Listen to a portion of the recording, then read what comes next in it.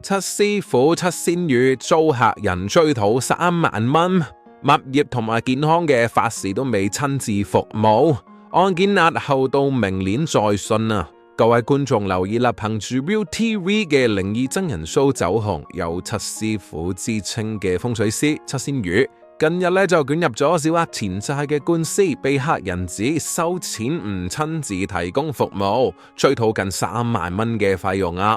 案件喺個11月24日啦，喺個小額錢債審裁處嘅再訊，結果就要押到明年先至有後續啊！涉嫌申索人郭善儀早前分別預約咗七師傅有2項服務，一項就處理物業嘅出售，另一項就係自身健康相關嘅法事啊！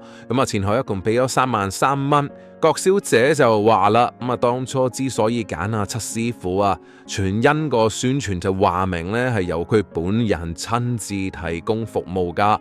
點知2次預約都見唔到人。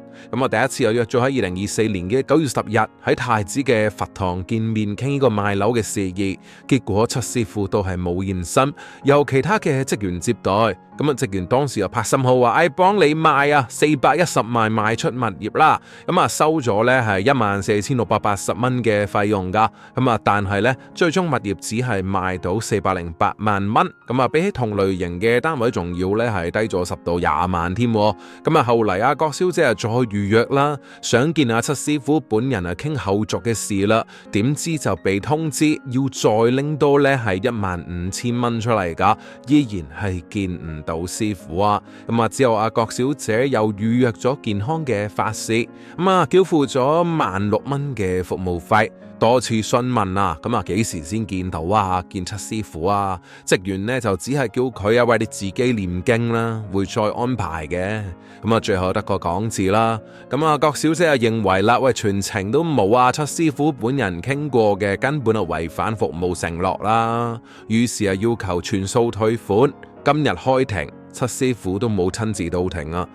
有一個女子代表應訊，郭小姐表示就會撤回當中3800蚊嘅呢個法器嘅殺償，而家現時又淨係追討剩翻嗰29680蚊。審裁官都好關心兩邊有冇話和解嘅空間啊！但係被告一方就堅持係已經提供咗服務啦，就唔同意和解。最終案件就押到明年嘅5月13先再提訊。講開又講，七師傅向來都話題性十足嘅，憑住中西合璧嘅玄學背景同埋高曝光率就圈粉。近年嚟亦都不時傳出爭拗甚至係被造謠嘅新聞啦。今次呢單官司核心爭議就在於係咪親自服務嘅承諾兌現問題啦。其實無論咩行業都係嘅，服務內容同收費標準都應該講清楚、寫明白，尤其是涉及親自服務呢類型嘅核心承諾更加要事先確認好避免日後出現拗撬消費者揀選相關服務嘅時候，亦都應該要留意保留呢個宣傳嘅資料啦、付費記錄等嘅憑證啦，保障自己嘅權益。至於今次嘅事件最終結果，我哋都會繼續留意噶。